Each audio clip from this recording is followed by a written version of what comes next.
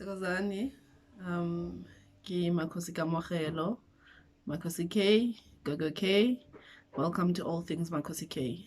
I hope Liditsu Gontlung, you are comfortable and you are staying safe. To those of you that going to work, I hope you are looking after yourselves, you washing your hands, you sanitizing, and that you are steaming when you get back home so that you don't keep the virus in your body, because as we've all heard, it doesn't survive under high temperatures.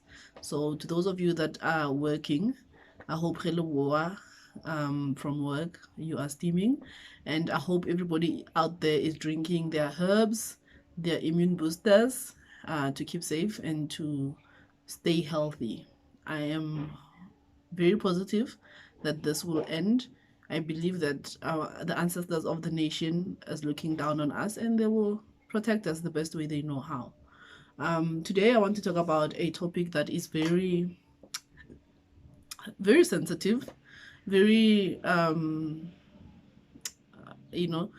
people take it light, but only those that have been affected by it would understand its effect. Firstly, I want to address the woman that doesn't have a child.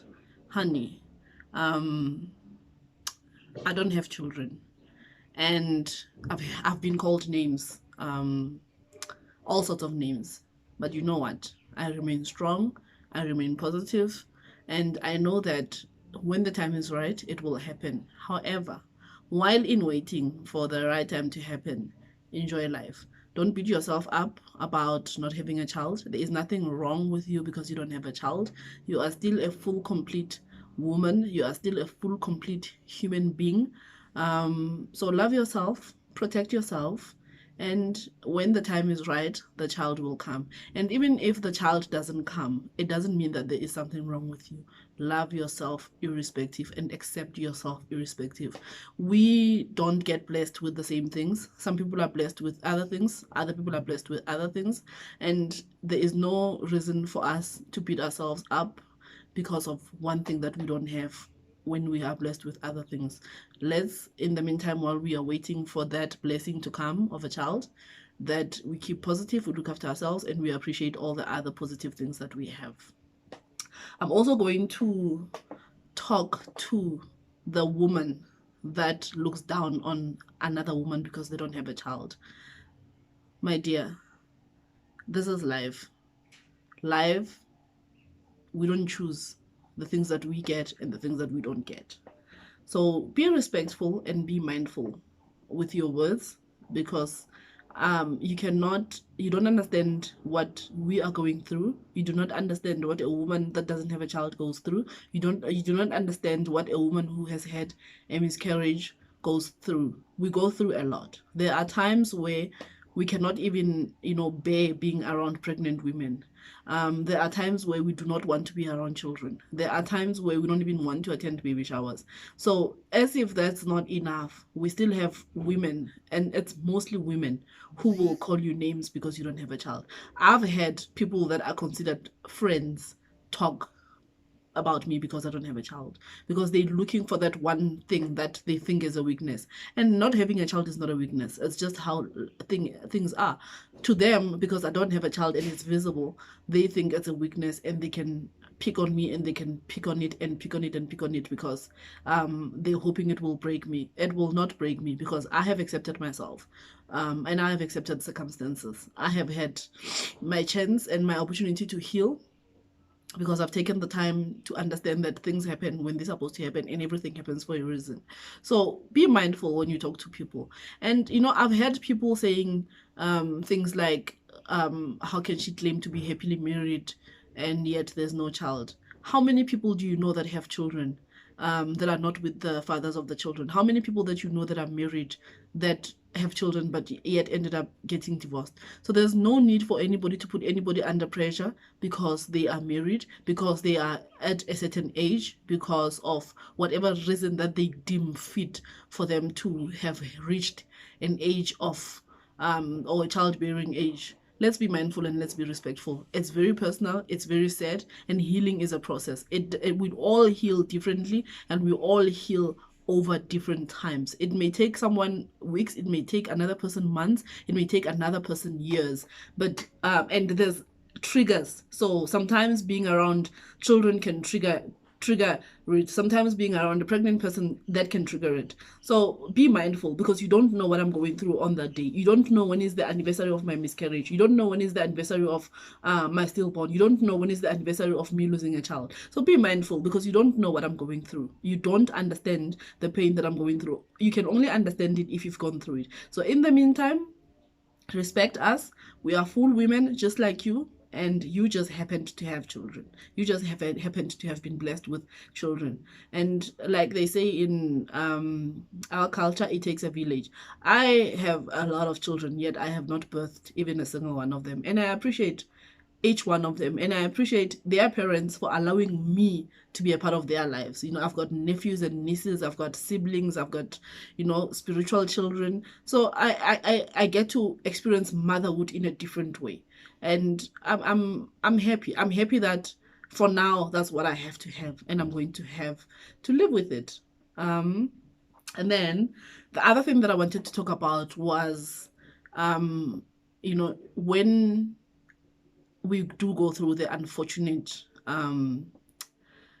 loss of a child, either through a termination due to circumstances known to you, a miscarriage, a stillborn, or even a child that lived but then passed on, that it's very important that you get some form of closure. Firstly, you allow yourself the time to heal. And the other thing that I've picked up is that sometimes we tend to focus only on the mother. We think that the mother is the only one that needs healing, but equally the father also needs healing. This child was expected, or was brought to earth by two people, and both people should be allowed the opportunity to heal and the opportunity to express their feelings. So most of the time, because women are emotional beings, we tend to forget that we also need to comfort our male counterparts, our partners, the baby fathers. They also need some love and care. While you're healing, heal with them. While you going through what you're going through, also be mindful that they're also going through what they're going through, and we heal differently. So sometimes I've seen that we tend to forget that the father may also be emotionally affected, but not just emotionally affected, but also spiritually affected. So when there has been any form of loss of life, we usually say a cleansing would be required. So ge go fetile bophelo ka mogare ga lapa, so you would have to go tlhapisiwa, as there would be a spiritual tainting in the family. Go na le what we call makgoma, as basically coma of the departed soul. So you'd then have to cleanse yourself as the parents of the child. Note that I said their parents, so meaning both mother and father need to get cleansed, and also get imbiza or biza to drink, to also cleanse inside, not just outside. And then also, depending on what the child was meant to be, and also depending on the requirements of your ancestors and what the purpose of the child was, sometimes you may have to perform a naming ceremony for the child, and sometimes you may have to buy them baby clothes and baby goodies, just so that you find a closure for yourself, but also you set their soul free to transition properly and settle in the spiritual world. The other thing that I've noticed is that oftentimes when we have lost children, it has happened to me a couple of times, where there has been, for example, I'll give an example with my sister-in-law. She died very, very, very young, and she appeared to us, but we didn't know who she was, you know, because sometimes when a child passes, we don't talk about them anymore. We forget about them because they died young, they hadn't achieved a lot, they hadn't done a lot in life, and it's very easy to forget about them. But we know you. So when you know, you forget about them. But my sister-in-law kept on appearing and appearing and appearing and appearing, and you know, it got to a point where my husband went to his aunt to ask, who is this child, you know, that I keep on seeing, and gave the aunt the description. And the aunt said, that's your sister. Actually, she died when she was very small, I think less than 2 years old, and this is where she was buried. You know, did she have a name? You know, so we got to interact on that level, understand that there's another ancestor that is crying out for help. They might have died young, but they are still a part of your ancestry. They are still a part of your lineage. You don't forget them, and they don't become irrelevant because they are children. They are out there with your great grandfathers and great grandmothers. They are out there with your forefathers looking down on you. And so when we also have spiritual gatherings and mesebetsi ya badimo, I usually say to appease the one, those that left when they were still small, we need to buy goodies for the kids that will be attending the ceremonies, so that the small spirits also get appeased, because most of the time we only focus on the elders, the great grandfathers and the great grandmothers, the grandmothers, the grandfathers, but we forget all the other young ones that left us. So let's remember them whenever we talk to our ancestors. Yes, let's remember them.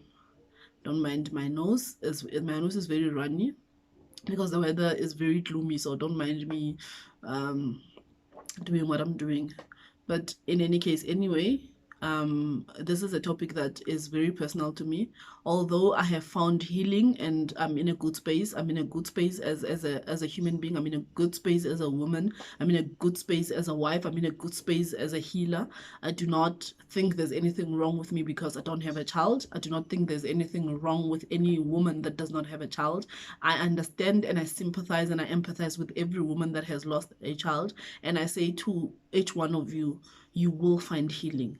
Healing will come, you know, but healing will not come if you just sitting, you know, and feeling sorry for yourself. At some point, you're gonna have to pick yourself up and accept that, you know what, it is what it is. You do not have control of it, and find the time to then start healing and start getting into a point of being functional again. And also be strong enough and be positive enough, you know, such that, you know, and accept the circumstances as they are, such that when the next person comes and tells you, you know, when the next person comes and tells you that our eggs, or your eggs are scrambled eggs, because, you know, they make very nasty comments, that you are strong enough to be able to handle it. Until then, keep safe. I love you all. Thokozani, Makhosi.